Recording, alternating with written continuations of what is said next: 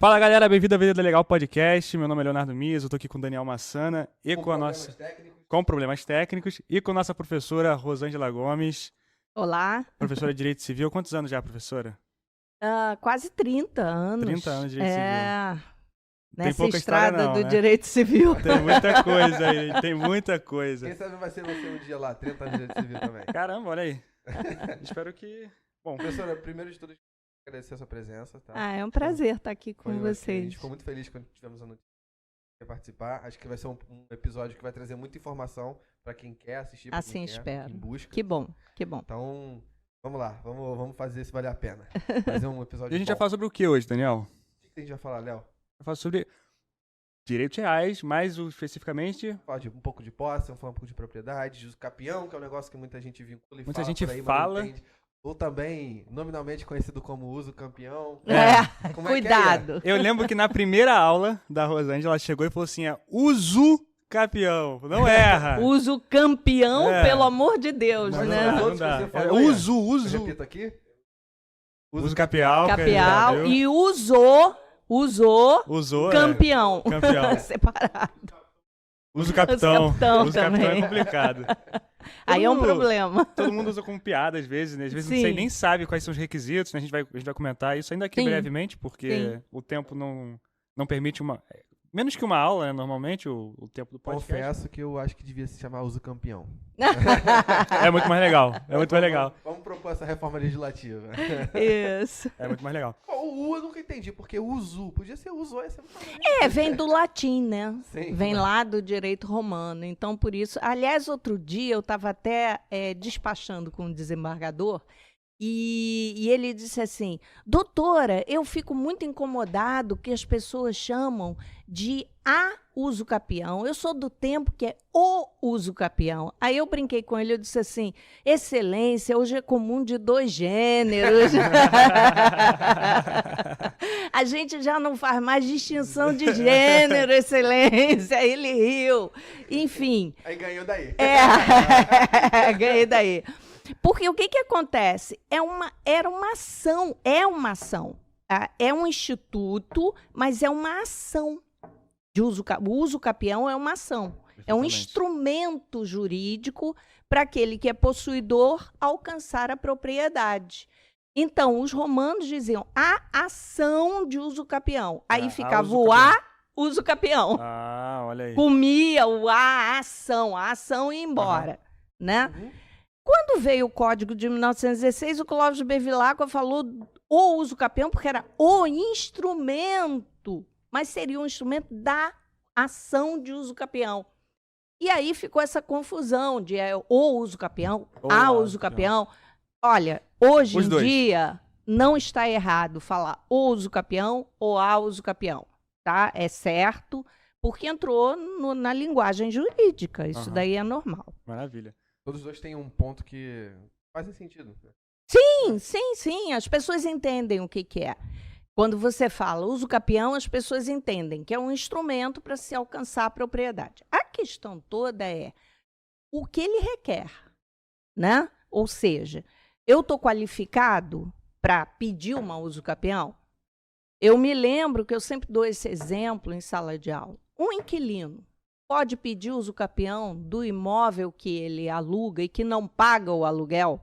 Porque ele não paga, não é porque ele queira ser um inquilino inadimplente, mas porque ele já não sabe mais a quem pagar. O dono morreu, ele não sabe quem são os herdeiros, e ele naquele vácuo, né?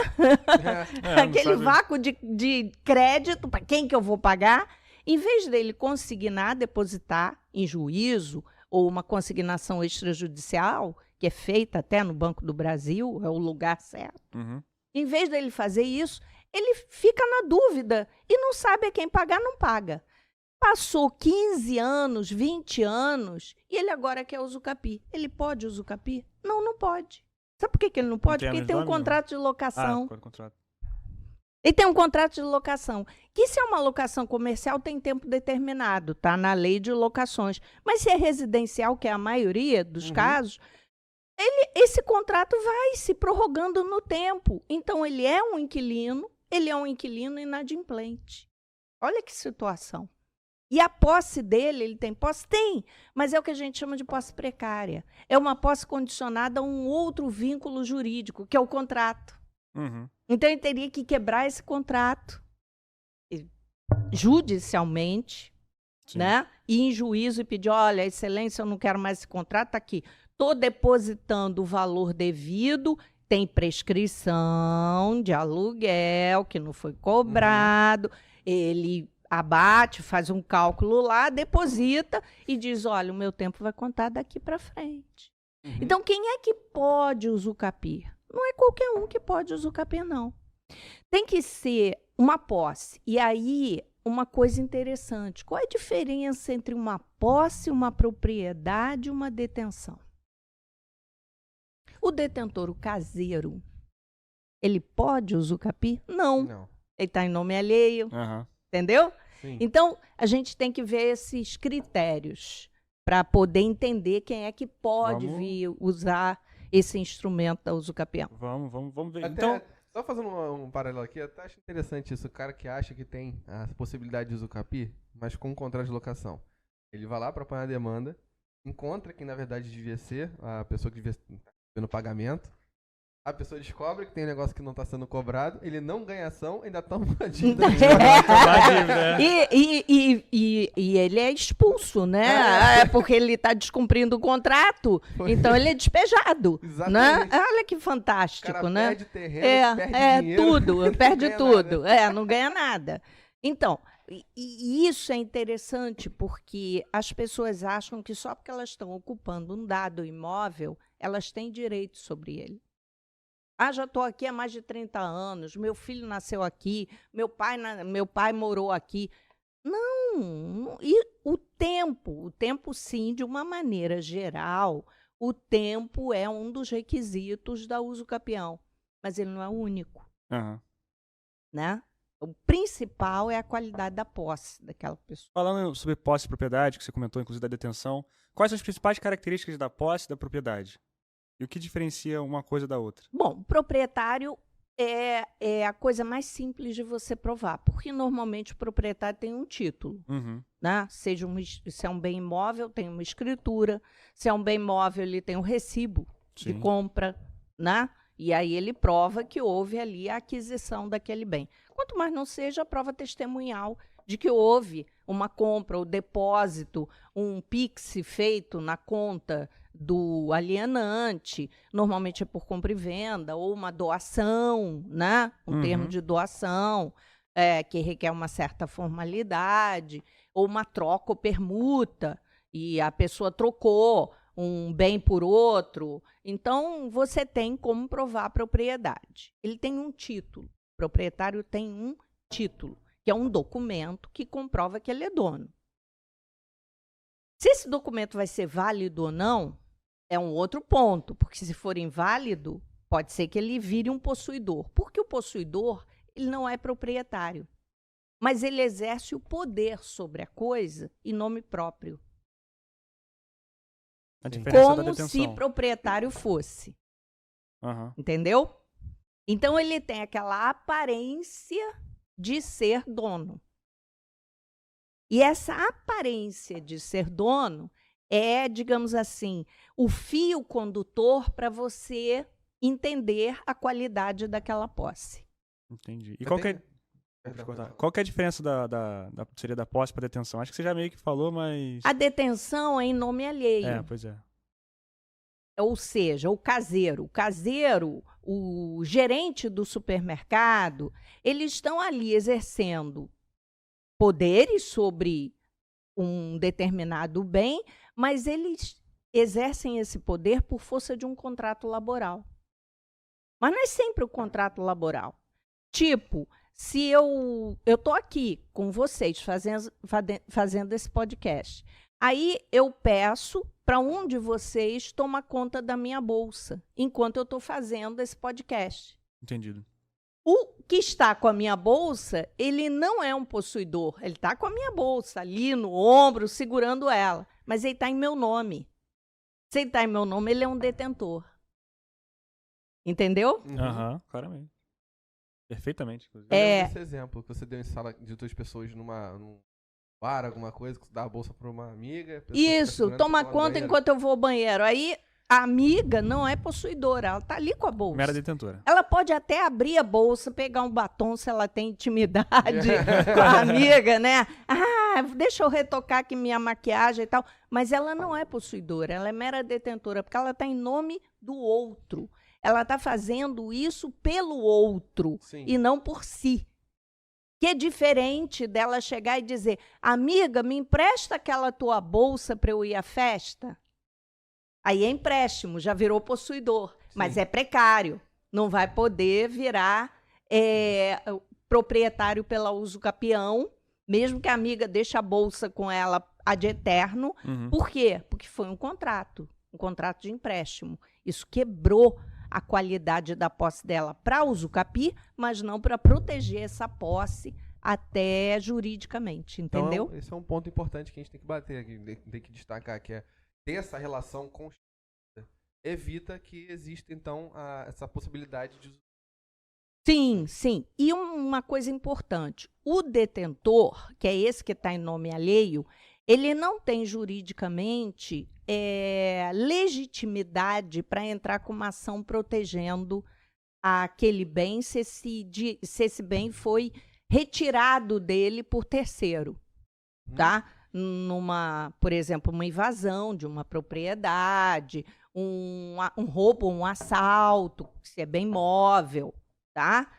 Ele não pode, em nome próprio, ele tem que chamar o dono, porque ele está ali em nome alheio. Sim. Então, ele tem que chamar aquela pessoa que ele está ali fazendo o favor, ou por força do vínculo de trabalho, e essa pessoa é que vai entrar em juízo, é que vai fazer o registro de ocorrência na delegacia, porque ele é o dono. Já o possuidor, ele pode. O possuidor, ele pode ir em juízo, ele pode fazer o registro na delegacia. Por quê? Porque ele está em nome próprio. Ele está exercendo poder sobre aquela coisa em nome próprio, entendeu? Sim. Então, isso é um dado assim, muito importante para o direito, né? Para a gente poder buscar soluções jurídicas, até para negociação, para assinar um termo de acordo, por exemplo, né? Num litígio judicial. Pensei aqui num exemplo, você me corrige, por favor, professora. É sobre, imagina, uma relação de trabalho mesmo. Então, se eu estou usando o notebook da empresa. Exatamente. Na empresa, o celular da empresa que você usa no teu dia a dia. Sim. Mas, por exemplo, se eu estou trabalhando na empresa, com o notebook da empresa, eu imaginei que isso poderia ser a relação de detenção. Mas se eu trabalho de home office, a empresa me... Exatamente. Porque ela está cedendo a você, sim, o uso desse bem para que você possa exercer o seu trabalho. E aí você vai ver se você só pode usar aquele notebook para fins profissionais, porque aí você seria o detentor, sim, ou se você pode usar para outros fins, porque aí seria um empréstimo e você passaria para a categoria de possuidor, entendeu? Entendi. Então, pessoal, deixando claro, pegou o computador da empresa, não dá para usucapi, devolve. É importante. O celular também. O celular também. E o carro da empresa, que o cara resolveu passear com a família. Soca na parede o carro. Tem... Professora, e quando a gente fala de um bem que é de sua propriedade, quais são os direitos que você tem sobre esse bem, como de sequela, entre outros? Olha só, sobre um bem da sua propriedade vai depender se ele é um bem móvel ou imóvel, mas de uma maneira assim geral, né? O proprietário, ele pode tudo sobre aquele bem? Não, ele tem certos limites. Os limites dele são impostos pela própria legislação, seja uma legislação administrativa, seja a própria Constituição Federal. Agora, em regra, o proprietário pode usar, pode fruir, né? Alugar, emprestar, arrendar, e pode dispor desse bem, alienar, doar, e pode perseguir esse bem, e buscar esse bem de quem indevidamente possua ou detenha. Isso a lei fala. A lei ali, quando ela trata do direito de propriedade, tem um artigo muito bacana, que ele é assim, o coração do direito de propriedade, que é o 1228 do Código Civil. Quem quiser entender o direito de propriedade, vai lá no 1228 do Código Civil. Está dizendo o que o proprietário pode ou não pode. Tá? E aí está dizendo exatamente que o proprietário pode perseguir o bem e reavê-lo até de mão própria. Tá? Legítima defesa, né? Que é da posse. Mas o proprietário que tem a posse, ele também pode fazer isso. E buscar esse bem de quem indevidamente possua ou detenha. Indevidamente. Porque se o outro está legitimamente com aquele bem, por força Quando de você... contrato... Em sala de aula você deu um exemplo. Eu não lembro o termo da vestimenta, mas é tipo um cachecol. Eu não lembro o que era agora. É, a pashmina, né? Caraca, meu Deus. É um você deu exemplo chale, um chale. Vamos falar de chale que todo mundo e vai você, entender. ainda nesse ponto do indevidamente possua, você falou do exemplo, tipo, você viu a pessoa, ela botou, e você falou, ah, não, tudo bem. Aí depois você voltou atrás. Como é que você lembra desse exemplo? Lembro. Sua? Foi isso aí. Não, eu dei o exemplo de uma amiga minha que estava com um vestido, e o vestido, ele tinha uma echarpe no vestido. Só que o vestido era de seda, e no elevador a echarpe caiu e ela não percebeu e saiu do elevador. Quando ela percebeu que estava sem a echarpe, ela volta. E aí volta para o elevador e desce para o térreo, porque ela imaginou que tivesse caído no térreo, no chão do térreo. Quando nós chegamos no chão do térreo do edifício, tinha uma mulher com a echarpe dela. E a echarpe era do mesmo tecido do vestido. E ela foi lá e disse para a moça, senhora, ela é muito educada, chegou, senhora, eu acho que a senhora pegou a minha echarpe, o meu chale. E o pano era exatamente o mesmo do vestido dela. E a mulher disse assim, achado não é roubado. Isso virou as costas e foi embora. E eu disse para ela, vai atrás e arranca dessa mulher esse chale, porque ela está com isso indevidamente. Fala aí pro segurança. Ainda confessou. Ela ainda fala pro segurança, esse chale é teu. Aí ela disse, não, eu não vou fazer isso. Que coisa constrangedora. Aí eu disse assim, bom, então tá, você deu pra mulher o chale, né? Pronto, agora já era. Foi, tchau, um beijo, um abraço. Agora... Aí ela, vai lá você e fala, eu não tenho legitimidade nenhuma. Cadê o vestido? Eu não tô vestida com ele, tá? Eu não tenho prova de que aquilo não é meu. Eu não tenho legitimidade nenhuma. Ela a folha do caderno assim, fazer um contrato. É seu. Uma procuração pra mim, vai me representar, te dou poderes especiais pra quebrar aquela pessoa na porrada. É isso. Falando ainda sobre essa situação da posse de propriedade, eu pensei num exemplo prático aqui, e você falou de legitimidade agora, eu não tenho legitimidade. Por exemplo, tem muito a ver com responsabilidade civil. Eu tenho um carro, e esse carro tá com o Daniel, ele tá usando pra Uber, não sei. Pra desenvolver uma atividade, ele tá com a posse do veículo, mas é de minha propriedade. Se ele se envolver numa colisão, ele, em juízo, pode buscar o ressarcimento do valor pago para consertar o carro? Não. Não tem legitimidade. Não. É do proprietário. É do proprietário. Eles teriam que entrar com a ação em conjunto. Exatamente. Maravilha. Sabia dessa Exatamente. Aí? Agora, voltando um pouquinho para uso capião, a gente, no bem imóvel, a gente tem várias espécies de uso capião. Várias. No Código Civil, em lei especial, no Estatuto da Cidade, né? A uso capião, ela só pode ser exercida sobre bem imóvel privado. E sobre bem imóvel privado. Bem público não pode ser usucapito. A gente vai falar sobre isso. É importante, tá? Voltando aqui. Então, eu tenho uma ação de uso capião. A ação de uso capião envolve uma área urbana onde tem várias construções, é um bairro de um determinado município, e esse bairro foi ocupado de forma irregular. Mas quando você olha do lado de fora, você está passando na rua, A rua está asfaltada, tem luz, encanamento de água pluvial, abastecimento de água regular, esgoto. Para você, aquele bairro é um bairro dentro do perfil urbano da cidade e regular urbanisticamente. Tem nomenclatura de rua, tá? Uhum. E aí, um dos ocupantes que tem uma casa boa num terreno, ele entra com um pedido de uso capião.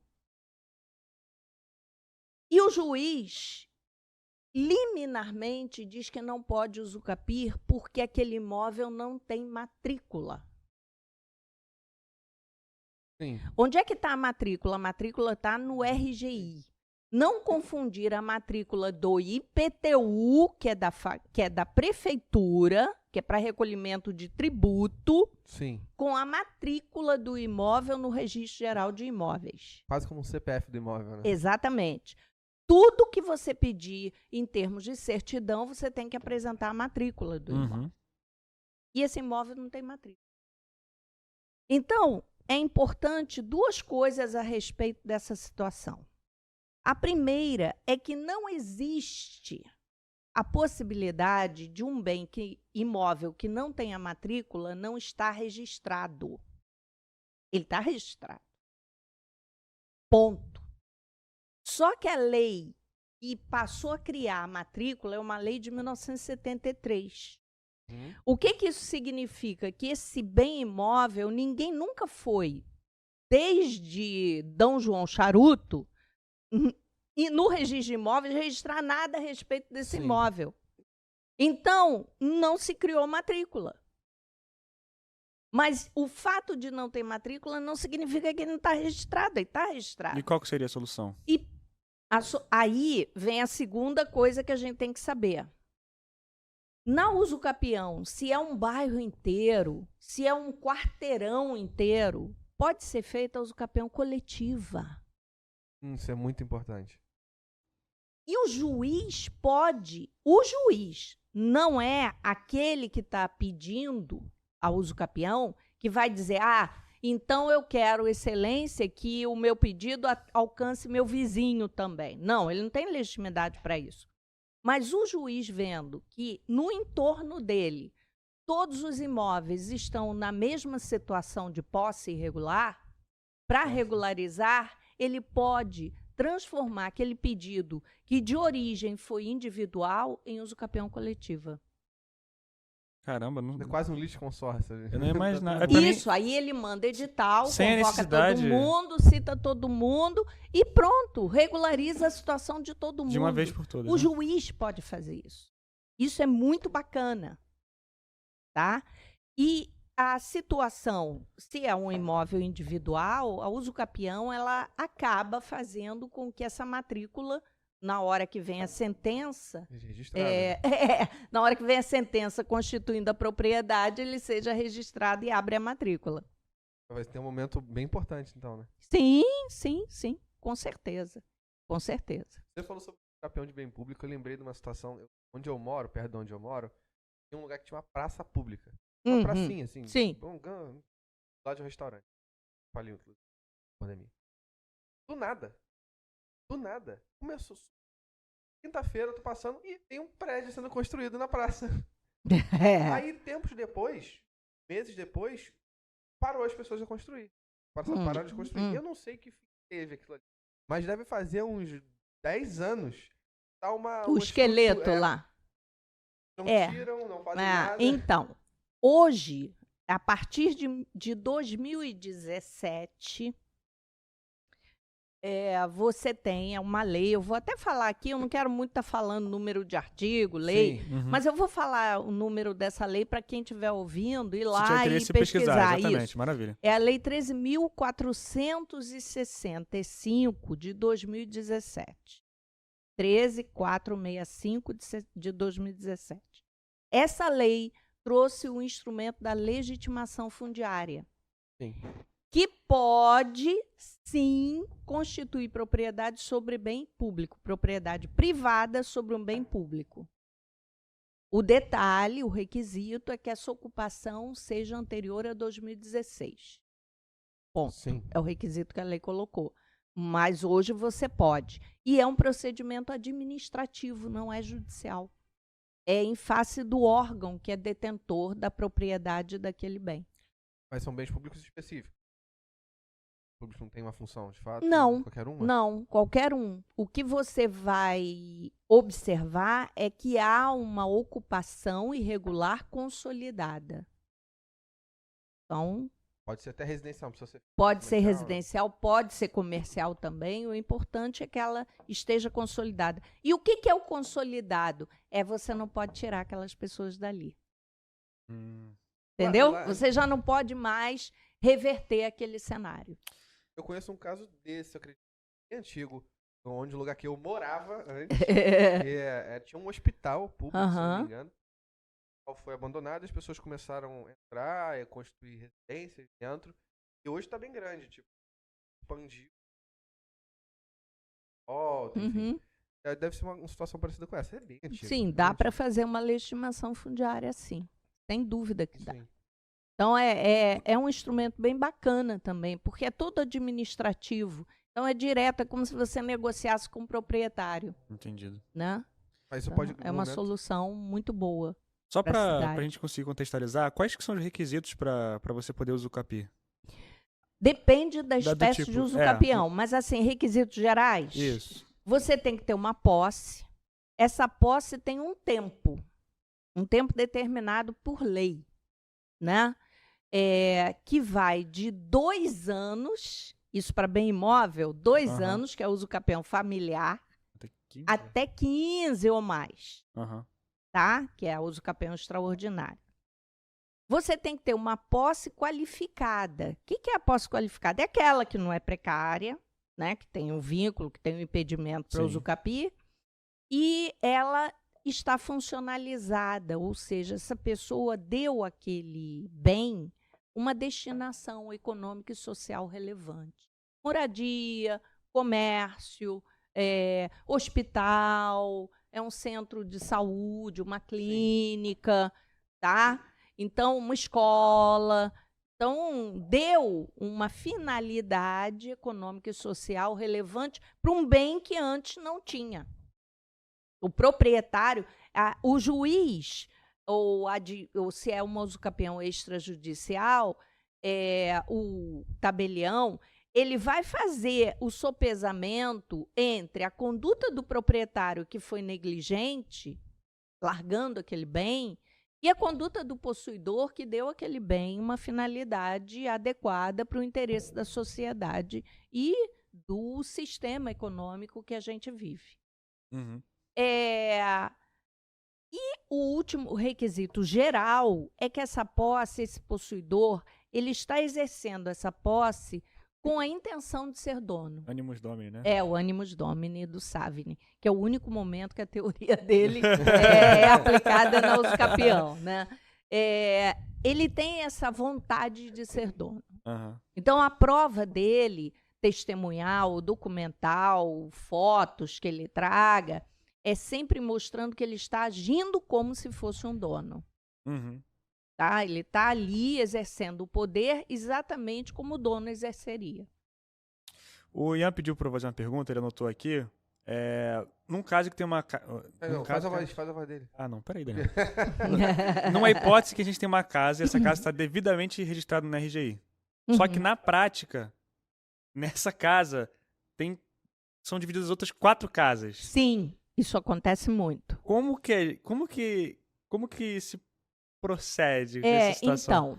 Então, você tem, por exemplo, isso acontece muito quando o pai ou mãe compra um terreno grande, já imaginando que no futuro vai fazer casa para os 4 ou 5 filhos, uma casa para cada filho. Isso acontece demais. Qual é a solução técnica adequada? Desmembrar o terreno no registro de imóveis.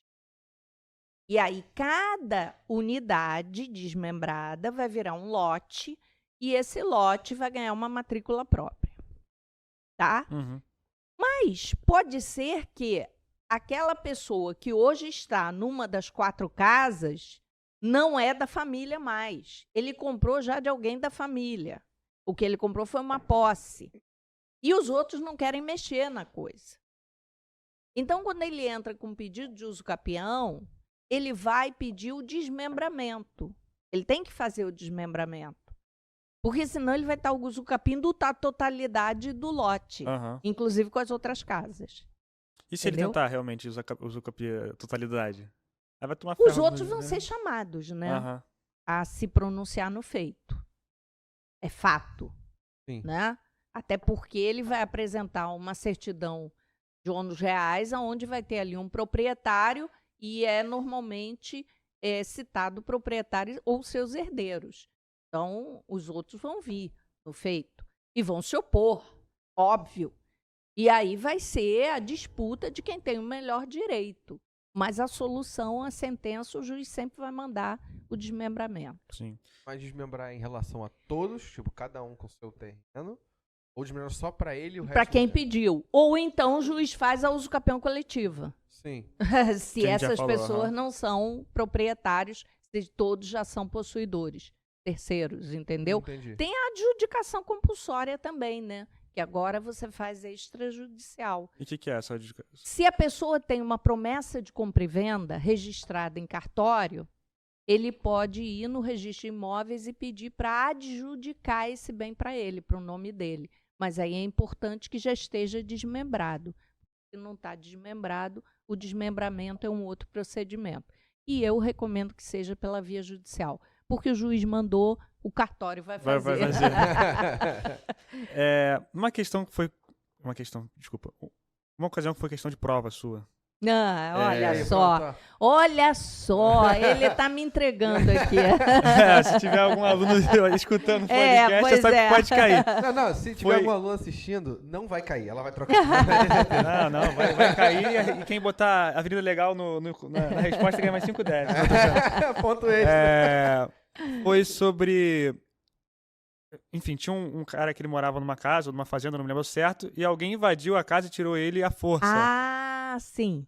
Se essa sim. pessoa teria... Aí é dado lá que ele vive lá com vontade de viver ali, que ele tá ali há 15 anos. Aham. Ele poderia usucapiar? Então, o que a gente tem aí tem duas questões. A primeira é, quem invade um terreno de alguém e depois vem um terceiro e retira esse invasor, e esse terceiro não é o proprietário, este invasor é possuidor em face do terceiro? Ele tem legitimidade para ir em juízo, para ir na delegacia e denunciar que ele foi retirado à força de um imóvel que não é dele? Uhum. Em relação ao terceiro, estranho à relação de propriedade, ele é possuidor. Para o terceiro, ele é possuidor. Para o proprietário, em face do proprietário, ele não é, porque a posse dele foi adquirida com violência. Mas se o proprietário ficou inerte, está 15 anos, o proprietário está inerte, sabe que ele invadiu e não fez nada. A posse dele, que nasceu violenta, se tornou uma posse legítima, justa. Olha aí. E aí ele vai poder usucapiar. Mas o que ele vai ter que provar? Ele vai ter que provar, que o proprietário soube que ele invadiu e que ficou inerte. É o caso do chale da minha amiga. É, verdade. É verdade. Ela viu que a outra pegou Foi nessa. e ficou inerte. A outra virou possuidora, legítima do chale. Como é bem móvel e a tradição transmite a propriedade, virou dona. Nossa, sua amiga foi muito boa. Pra não falar Entendeu? trouxa. Entendeu? Aham. É isso. A pessoa pacífica, Léo. Pessoa pacífica. É o caso do cara. O trombadinha passou, pegou o meu celular. Eu entro ali numa loja, faço a portabilidade do número e deixo o aparelho com ele. Eu não vou esquentar minha cabeça. Ele virou dono daquele aparelho. Aham. Tá? Outra pergunta que o Ian fez, quando a gente tá falando de usucapião coletiva, se todos enfim, os vizinhos, todos eles têm que preencher os requisitos? Ou só o que entrou com a ação? Bom, depende. Se eu vou transformar isso aí numa usucapião coletiva, todos vão ter que preencher o requisito. tá? Aham. Agora, se é individual, só aquele que demandou é que tem que preencher o Tá, requisito. perfeito. Eu queria fazer uma pergunta também, de que eu lembro, na época da sua matéria, me causava... Eu tinha que ficar pesquisando na internet, porque eu esquecia o tempo todo o que era o quê. São 2 institutos, que é o esbulho e a turbação. Ah, o esbulho e turbação, olha só. E é que isso que a gente estudava. Aham. Eu ia Aí a perguntar gente pra tava ele Ele também. esquecia. A gente tava estudando pra prova ali. Não, por que aconteceu os bullying quando era turbação? Ah. Léo, tu errou. Aí ele, tem nada, cara. Eu falei, Cara, é pesquisa aí. fácil, é muito fácil de lembrar. Turbação, lembra de perturbar. Perturbar é alguém que está turbando por Uhum. alguém, entendeu? Sim, sim. O que é a turbação? A turbação é você impedir que a pessoa, proprietária ou possuidor, exerça o poder sobre o bem de forma tranquila. Ele continua com poder sobre o bem, mas não da forma plena como ele gostaria de ter. Tipo, o exemplo que eu dou é muito comum em condomínio edilício. O vizinho estacionou o carro torto e eu não consigo colocar o meu carro na minha vaga de forma tranquila. Sim. Caramba. O Isso vizinho é um está saco. turbando o meu direito de colocar o carro na vaga. Sim. Ponto. Ele não está impedindo que eu coloque o meu carro na vaga. Mas para eu colocar o carro na vaga, eu tenho que fazer um malabarismo danado.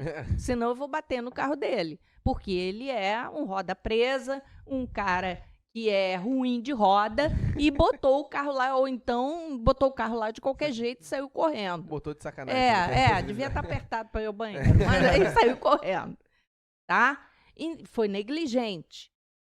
O vizinho que joga... Direito de vizinhança tem muita turbação. O vizinho que joga o lixo no terreno do outro vizinho, Sim. tá? Então, ele está turbando. O esbulho é aquele que despossui a pessoa do bem. É o roubo, furto, é esbulho. Sim. Entendeu? Ele retira aquele bem. A invasão do terreno é esbulho, porque o proprietário está sendo retirado daquele bem. Então, como a gente falou, como você disse anteriormente, até mesmo o esbulho, ele pode, mesmo em casos de esbulho, pode acontecer o capião se ela for... Se o mantida. proprietário toma conhecimento e fica inerte. Não faz nada. É uma situação meio complicada essa. Fico imaginando. Ainda mais pra esse terceiro. O cara foi, tirou. Ih, tá liberado? Vai e tira o outro. É terra de ninguém. Professora, agora quanto... enfim, só pra a gente abordar um pouco mais, assim, sobre propriedade ainda, voltando, eu lembro que existiam alguns meios de você perder a propriedade. Alienação, renúncia, não sei se foi o caso da sua amiga, que ela meio que renunciou a propriedade do bem dela ali. Se você puder falar um pouco das perdas de propriedade, acho que abandono também. Abandono. Inclusive, tem um instituto muito interessante que é o abandono de bem imóvel. E as pessoas confundem esse abandono jurídico de bem imóvel com o fato de você ter um bem imóvel, um terreno, por exemplo, e não cuidar dele. Entendeu? Uhum. Abandono, juridicamente falando, que você pode ir no registro de imóveis e dizer: eu não quero mais ser dono desse imóvel. Você cancele meu nome daí. É claro que o imóvel vai ficar vago, como a gente chama, sem dono, e vai passar para o município. Tá? Sim. Mas para fazer isso, precisa estar em dia com o imposto. Não tem ninguém ocupando, tá? Uhum. Então tem que cumprir alguns requisitos. Esse é o abandono jurídico, que é diferente do cara negligenciar o bem imóvel. Uhum. Deixou para lá, ele continua a ser dono. Ah, mas eu não vou pagar IPTU, não estou pagando. Cara, é bonito. Você não está pagando IPTU, você está entrando em dívida ativa, teu nome está lá. Entendeu? Vai ter uma ação contra você. Se você é empresário, vai tirar a certidão, vai aparecer lá. Então, é vantagem? Não sei, cara. Entendeu? Agora, você tem a renúncia. O que é a renúncia?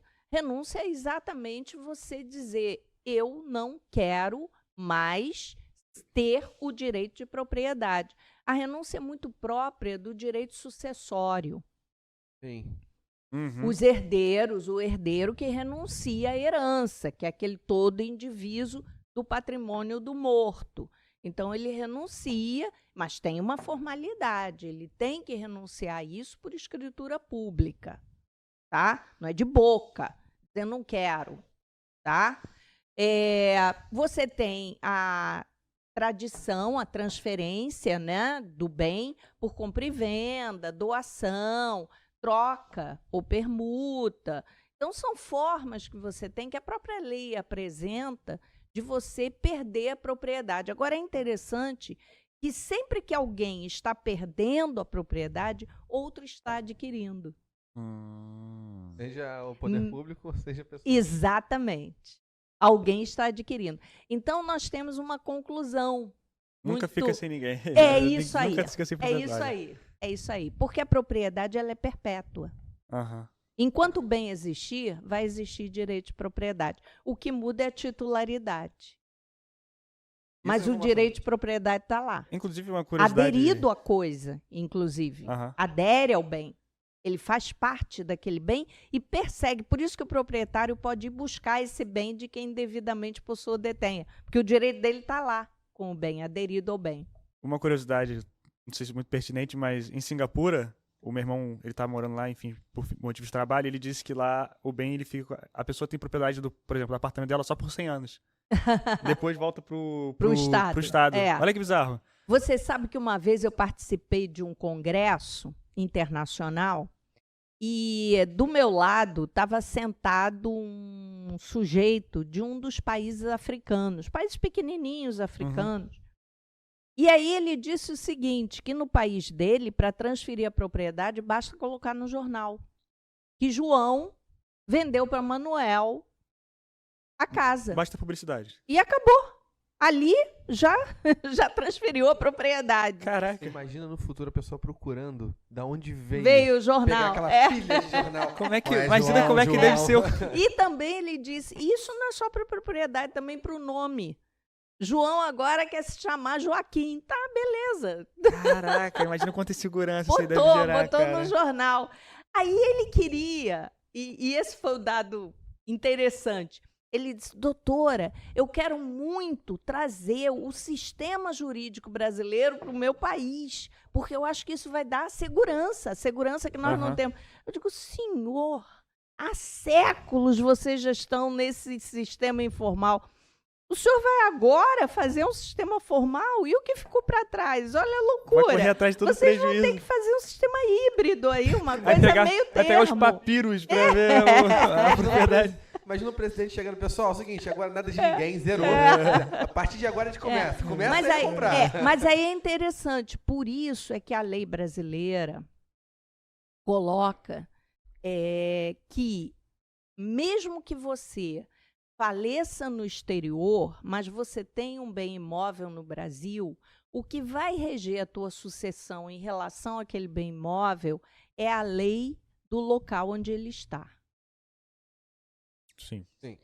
Por outra via, você é brasileiro, morreu no Brasil, mas tem um imóvel em Portugal.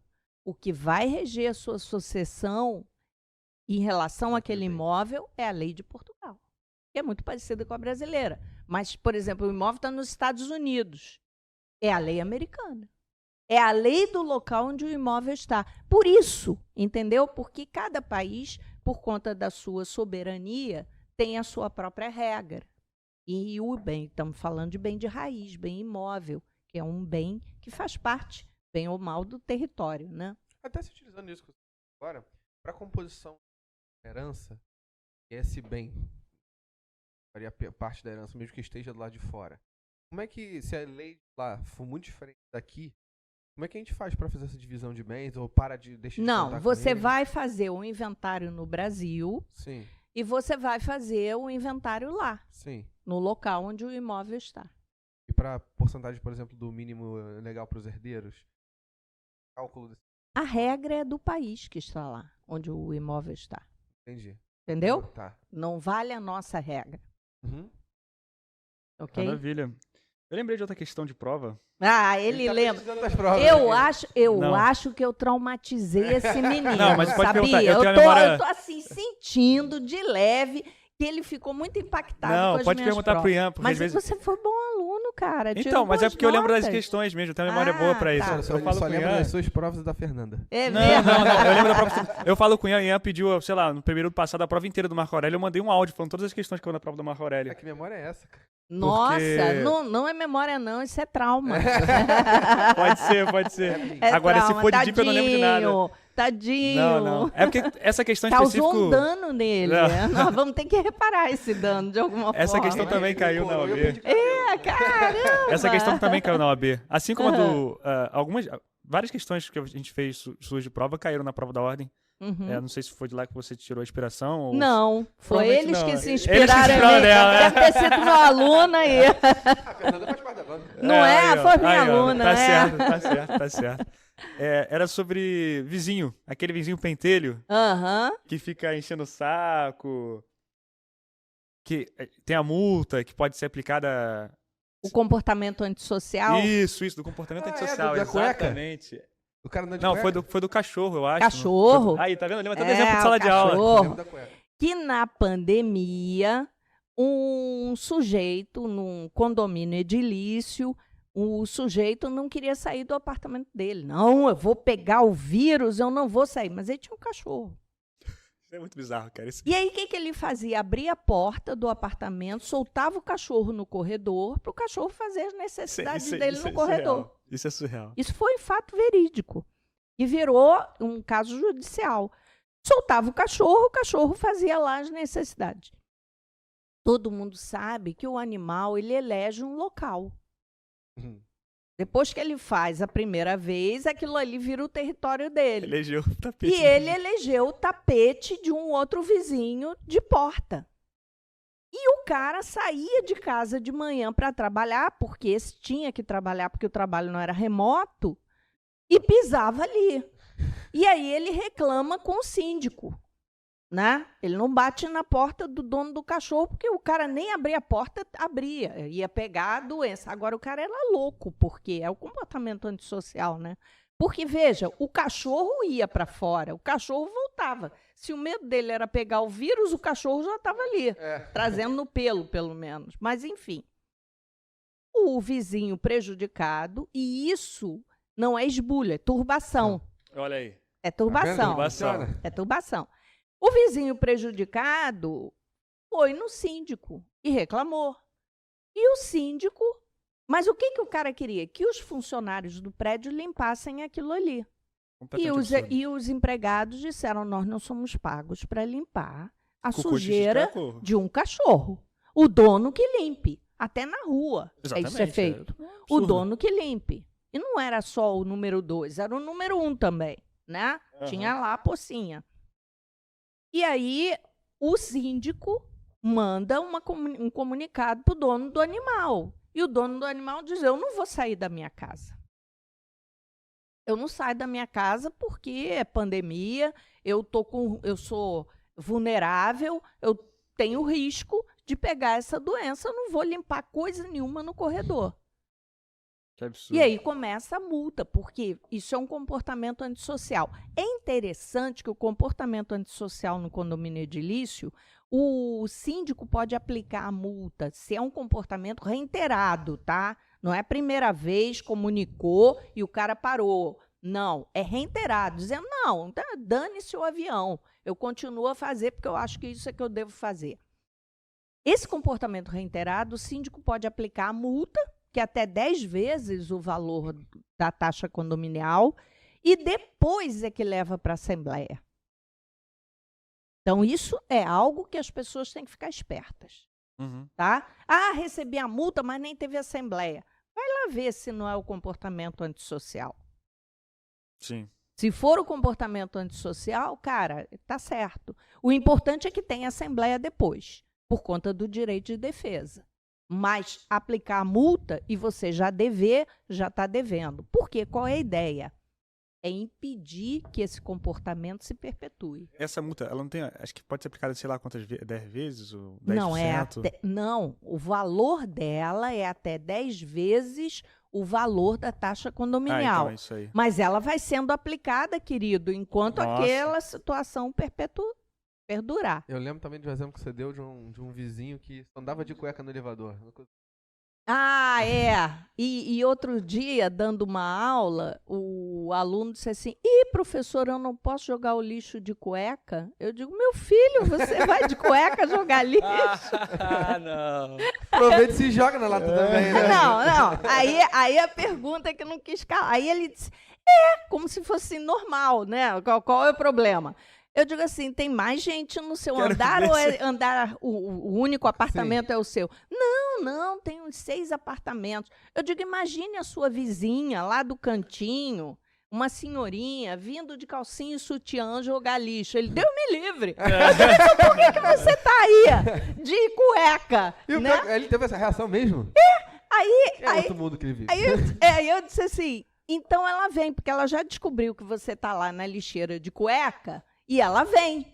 No teu horário de jogar lixo, é o horário que ela vem. Vai dar o troco. Jogar lixo também, né? Vai que rola alguma coisa. Aí ele, não, professora, Deus me livre, eu não vou fazer mais isso, não. Pelo menos uma calça, né? Cara, de cueca. Um shortinho, né? Nem a sunga de praia, é cueca, cara. Tem que ser muito conveniente, cara. Eu já quero... Muito bom, né? Muito bom.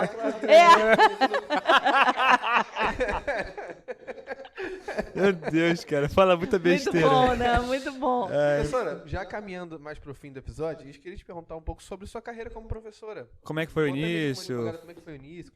Olha, Quando eu sempre quis ser advogada, desde pequena, né?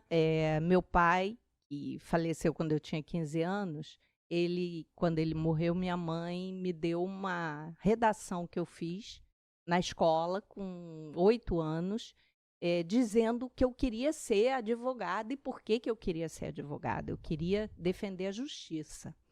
Né? Eu sempre quis ser advogada. Os amigos da magistratura agora pararam, mas me ligavam. Vai ter concurso, faz concurso. A gente está precisando de gente como você aqui. Eu digo, meu filho, eu sou uma pecadora. Como é que eu vou julgar alguém? Eu não posso julgar ninguém. E o magistério, ele veio de uma forma muito natural na minha vida, porque eu fui fazer mestrado e eu fiz graduação na UERJ, mestrado e doutorado na UERJ. Hoje eu sou professora concursada da UERJ e da Unirio, que é federal, e uma das fundadoras do IBMEC. E aí o magistério veio para mim de uma forma muito natural, eu fazendo mestrado. O Gustavo Tepedino, que era o meu orientador, um dia chegou para mim e disse, Rosane, você quer dar aula? Eu digo, quero. Olha, um professor, que é meu amigo, ele pediu licença. Você pode entrar em sala de aula? Eu digo, posso. A gente contrata você, faz um contrato normal e tal. Eu digo, regular. Mas você pode substituir ele? Eu digo, posso. Você já tinha tido alguma experiência? Não sabia nem dar aula, então? Não. E aí eu disse assim, posso, claro que posso. Quando? Hoje de noite. E era de tarde. Começou a suar frio. E na época eu trabalhava no gabinete do prefeito. Caramba. Quer dizer, então eu tinha assim, uma carga horária absurda. Então vocês estão me perguntando, o magistério entrou assim na minha vida e ficou. Eu me encontro em sala de aula. Eu realmente gosto de dar aula. Sim. Eu acho que essa troca com o jovem, com o aluno, eu aprendo mais com vocês do que realmente eu tenho certeza que ensino, porque essa troca de experiências é muito boa. A advocacia ela é um complemento natural para o magistério. Eu acho que não dá para você dissociar a prática da teoria. Então, seja como advogado, seja como juiz, como promotor, como procurador, como defensor, é necessário que essa prática esteja associada à teoria. Né? Agrega muito bem, enriquece muito bem a forma como você passa a matéria para o aluno. Né? E, por outra via, eu trabalhei na administração pública. Né? Não só, como eu falei ainda há pouco, no executivo, mas depois também em cargos administrativos em instituições públicas nas quais eu leciono. Então, como direção, na decania da Unirio, chefias de departamento, tanto na UERJ como na Unirio. E essa prática da administração pública me ajuda também como advogada, porque eu entendo como dentro da administração, Como no funciona. processo administrativo, como ele funciona, né? Isso é maravilhoso. Então, eu tenho essa prática muito para o direito imobiliário, quando eu vou trabalhar com processos Requisitos de administrativos. admissibilidade, tudo. Exato, Maravilha. processos administrativos, principalmente de regularização fundiária. Porque eu sou advogada, tenho escritório, mas eu faço pelas instituições onde trabalho um trabalho pro bono, né? Nossa, muito legal. Principalmente nas instituições públicas, como uma retribuição pelo que o Estado me deu em termos de educação. Eu acho que eu tenho esse Poxa, dever muito legal. de retribuir. É um dever, não só pela minha religião, que eu sou católica, mas também por uma questão de retribuir ao Estado o que ele investiu em mim. Então, eu faço regularização fundiária há mais de 20 anos, sem cobrar em áreas carentes. Nossa, né? muito legal, muito nobre. Muito maneiro, muito maneiro. E dar uma experiência enorme, né? Isso é um conselho Não para todo só mundo de que está assistindo vida, aí. Não Com só de certeza. vida, mas também de profissional, Sim. né? Porque é um manancial de questões que você tem que resolver, desde questões fiscais até questões pessoais, de família, né? Então, O advogado é psicólogo também, né? e é muito comum. Eu vou fazer aqui, só para a gente fechar, 2 observações que vêm dessa experiência de comunidade. Uma, que eu gosto muito de fazer reunião com eles, com aqueles que querem realmente fazer a regularização, os que estão capitaneando, né, essa regularização no grupo. E aí, no final de uma dessas reuniões, uma mocinha chegou para mim e disse assim: doutora, o meu irmão é que é o possuidor da casa. Eu estou ali com a família dele, mas ele está preso. Ele pode usucapiar a casa? Eu digo assim, querida, ele está preso. Ele matou uma pessoa. Ele matou o dono da casa? Não! Então ele pode. Então, o fato da pessoa ter cometido um crime, estar preso, ele não pode usucapiar? Ele não pode herdar um bem? Lógico que pode, desde que ele não tenha matado O dono da casa. proprietário. O proprietário ou cometido algum crime, e por isso ele está respondendo contra o proprietário. Fora isso, tranquilo. Tá?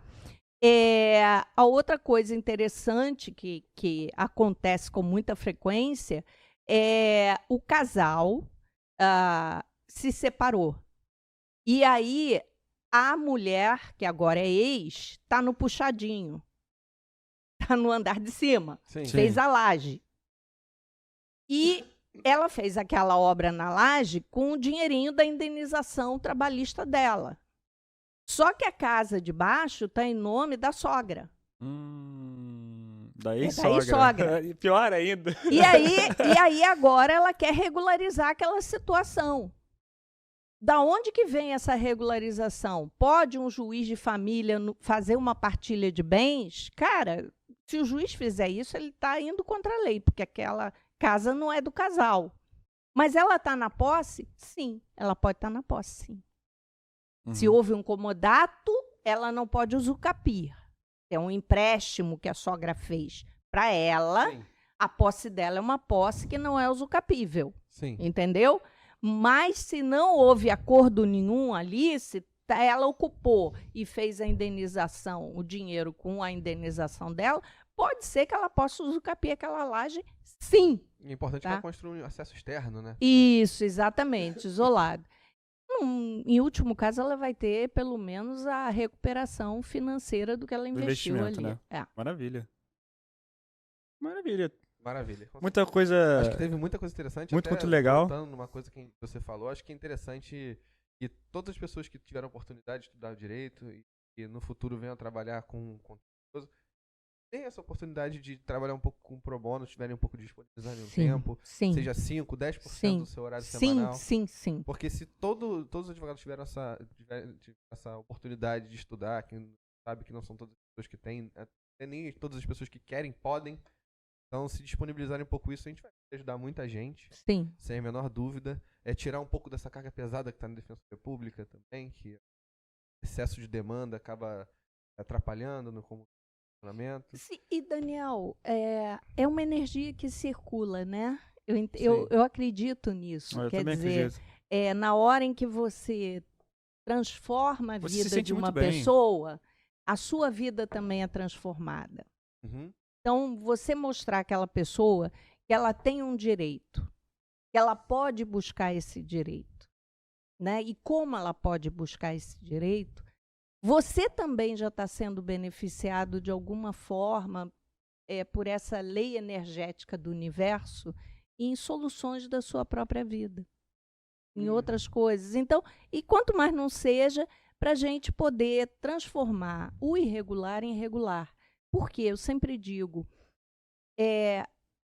houve uma pesquisa do IBGE e o percentual no Rio de Janeiro da cidade informal, ou seja, não recolhe IPTU, não recolhe taxas e tributos, é quase a metade da cidade. Ou seja, se todo mundo recolhesse a sua cota regularmente, ia diminuir Sim. o valor para cada um. Aham, Entendeu? sim. Ninguém ia ficar onerado. A coisa ia ficar mais, digamos dividida. assim, igualitária. Equilibrada, né? Equilibrada. Perfeitamente. Não custa muito fazer o bem, né? Não, nada. Não custa Não, nada. na verdade, não custa nada, né? E é muito mais e do o que... meio ambiente agradece, porque aí você também já teria regras para ocupação, né? A sociedade agradece, porque é um empoderamento de classes sociais que hoje estão, embora no mercado muitas vezes formal de trabalho, Uhum. né? Mas estão totalmente informais e marginalizadas naquilo que é o bem maior do ser humano depois da família, que é a casa, o abrigo, né? A proteção contra as intempéries da vida. Maravilha. Então fica o recado, se você pode, se você tem a condição, ajuda, assim. Seja uma pessoa, duas, enfim. É muito mais do Passa um que pouco. esperar alguma coisa em troca. É você fazer o bem por se sentir bem. Sim, sim. E eu acho que é essa mensagem que fica, né? Um conselho para quem quer crescer na vida como advogado, professora? Só para encerrar. Um conselho para quem quer seguir a carreira da advocacia ou que já está estudando e quer se colocar no mercado de trabalho, primeiro conselho é ouça o outro e litigue menos, brigue menos e busque mais o acordo. Perfeito. O acordo resolve 90% dos casos. Sim. Maravilha. Bom. Obrigado a todo mundo que assistiu até aqui. Professora, Obrigada a vocês muito obrigado. Veio aqui pela oportunidade aqui. Obrigada a quem está assistindo. veio de Esperamos coração. Paz retornos. Veio de Com coração certeza, super aberto. Com certeza. Temos muitos assuntos Sim. interessantes pra falar. Direito Sim, civil, como Duas você mesmo ordens. falou, né? Na Duas mais reais, não dá ordens. pra dar só em um período, né? Então, assim, Não dá. muita conversa. A gente teve aula com a professora faz mais ou menos um ano? Um ano, né? Acho que deve fazer mais ou menos É um ano, mais né? ou menos um É, ano. um ano. E ela deu muita matéria em um período que foi curto e que poderia ter sido pelo menos 2 minutos a mais. É. Tanto que a gente poderia aprender sobre direitos reais na época. É isso. Então, se você gosta desse tipo de conteúdo, pesquise, porque é interessante. Temos nossos recados e finaliza. porque- Muito obrigado a quem assistiu até aqui. Não esqueça de seguir a gente em todas as redes sociais. Estão no Linktree na descrição ou no Instagram. E um grande Pode abraço. pagar o Linktree aí, que essa palavra é difícil. Linktree, pô. É o Pronto. link da árvore. Beijo. Tchau, beijo.